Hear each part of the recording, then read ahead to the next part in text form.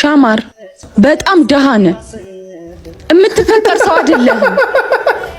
እስኪ ራስን ተመልከተው። ለረጅም ዓመት ደሃ ነህ። አንተ መቼም ቢሆን አትለወጥም። ባለፈው ሳምንት የቆጠብኩትን እኮ ነው በሙሉ አውጥቼ ሰጠሁሽ። ምን አጎደልኩብሽ? አልተሽኮረመመችም። ራሱ ምን አይነት ጥያቄ ነው የምትጠይቂኝ? ሄሉ ግን ምን ሆነሻል? ለማንኛውም እስከ ዛሬ ሰበሰብከው ብር ዛሬ በአንድ ራት የሚያልቅ።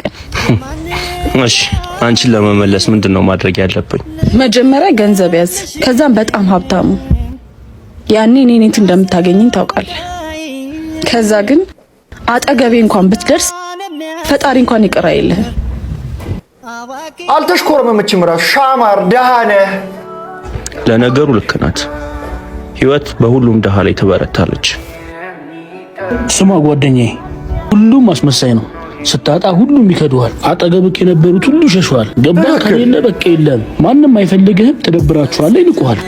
ስለዚህ በርትተህ ስራ። ና እንሂድ፣ ገንዘብን እንያዝ። ሞጣር ነው ያራዳ ልጅ።